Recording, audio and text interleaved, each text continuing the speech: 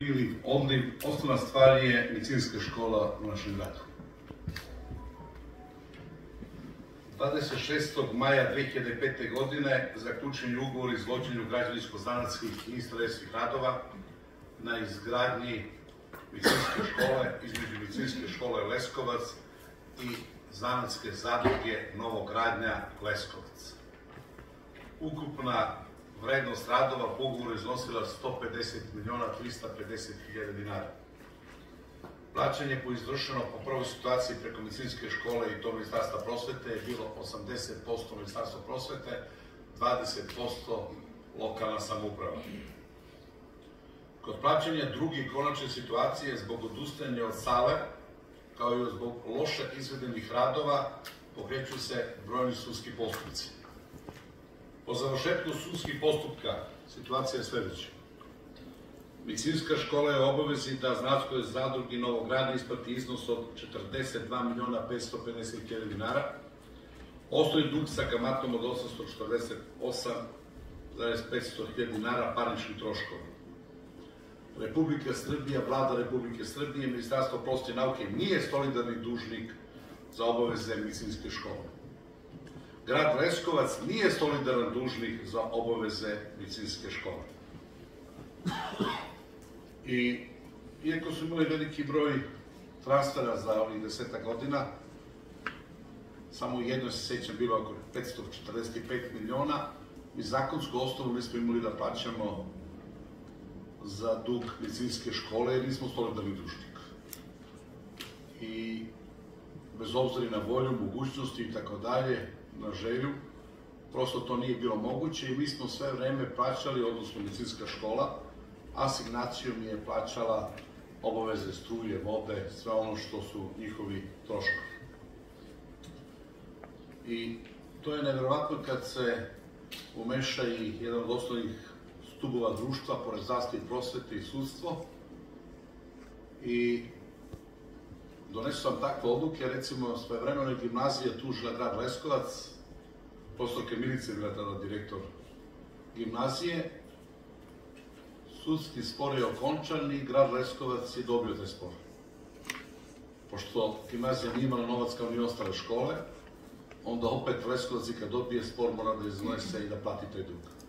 Pa smo morali da prebacimo gimnaziju, platili spor i dug koji su imali prema gradu Leskovcu. Tako i ovde do sada nismo mi imali obaveze i setite se 2012. 13. pokušaj iznošenja klupa, iznošenja tabli i svega onoga da se izmiri obaveza prema dužnicima. S obzirom da je to prioritet i da je to opšti interes i da su tamo jedno najboljih kadrova u Srbiji, to je na neki način s pravnog aspekta uspelo da se odlaže ili da se blokira. Međutim, uvođenjem sistema SPIN januara 2024. godine školi više nije dozvoljeno nijedno plaćanje. I to je uveden sistem za sve srednje škole, a očekujemo da to uvedu i za osnovne škole, što znači da možda očekujemo iduće godine sličan problem sa školom 11. oktobar i Trenka Rad, koji nikakve dodane tačke nema sa prosvetom, tamo su bili čak osobe sa posebnim potrebama, radili su one tablice, dve firme su radile sada na prostoru ex-Jugoslavije i ostao je dug prema tim radnicima i prema firmi koja normalno već decenijama nije u funkciji. Nije dozvoljeno ni plaćanje ugovora o dodatnom radu, znači svi ovi prostori koji stručne predmete predaju, uglavnom su to lekari, samim tim nisu primili zaradu za mesec januar, te je ugroženo izvođenje nastave. 25. marta 2024. blokiran je namenski transfer sredstava iz budžeta Republike Srbije ka gradu, upravo zbog blokade medicinske škole i iako su išli do Ministarstva finansija, ja sam znao kako će biti završetak, bili su načelnik Cvetanović, sekretar Zoran Vukašinović, Brankica Ispedi, šef društvene delatnosti, kao i šefica financije, i ja sam znao da će takav zaključak biti, da faktički transferna sredstva ne mogu da nam plaćaju još imaju neku blokadi, transferna sredstva iznose oko 74, skoro 75 miliona dinara, tako da ovaj rebalans, suština ovog rebalansa je upravo medicinska škola i sve ono što se dešavalo, iako imamo, i sada vi imate sudsku naredbu ne smete da plaćate, a s druge strane medicinska škola i svi oni su potpuno blokirani.